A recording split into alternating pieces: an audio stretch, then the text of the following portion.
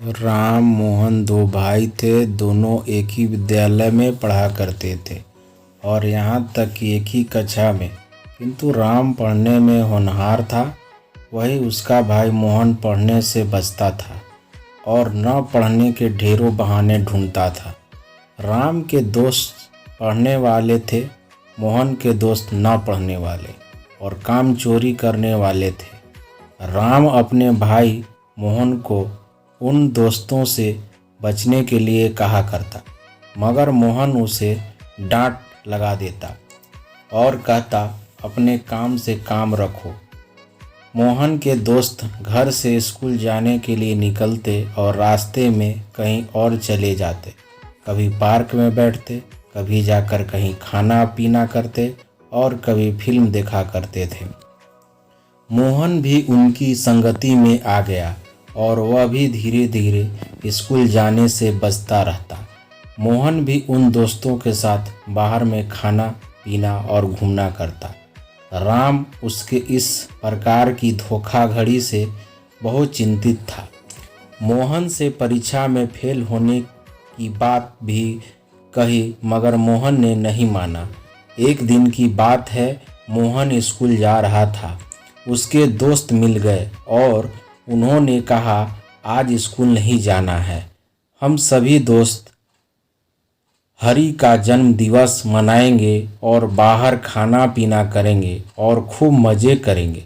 पहले तो मोहन ने मना किया, किंतु दोस्तों के बार बार बोलने पर वह उनके साथ चला गया। मोहन और उसके मित्रों ने खूब पार्टी करी और उस दिन स्कूल नहीं गए। इस प्रकार का काम वह और उसके दोस्त निरंतर करते रहते। परीक्षा हुई जिसमें मोहन और उसके दोस्त सफल नहीं हो पाए, वह फेल हो गए। राम ने इस बार भी और बार की तरह प्रथम स्थान प्राप्त किया। मोहन अपने घर मार्कशीट लेकर गया, जिस पर उसके माता पिता ने देखा और बहुत उदास हुए। उन्हें उदासी हुई कि एक मेरा बेटा इतना अच्छा पढ़ने में है और दूसरा इतना नालायक। मोहन किसी भी विषय में पास नहीं हो पाया।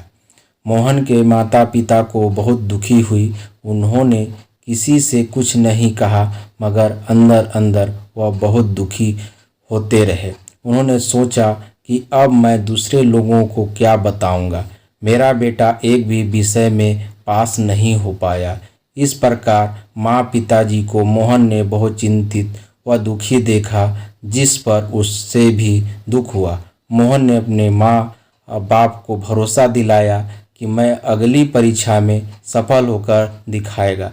मोहन ने अपने उन दोस्तों को छोड़ दिया जिन्होंने उसकी सफलता में उसका मार्ग रोका था। उन सभी छल और कपट करने वाले दोस्तों को छोड़कर अपनी पढ़ाई में ध्यान लगाया। नतीजा यह हुआ कि साल भर की मेहनत से वह परीक्षा में सफल ही नहीं, अपितु विद्यालय में सर्वोच्च स्थान प्राप्त किया।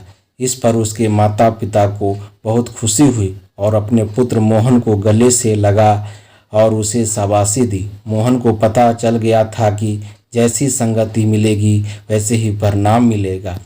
इस कहानी से ही शिक्षा मिलती है कि जैसी संगति में हम रहते हैं वैसा ही गुण आता है।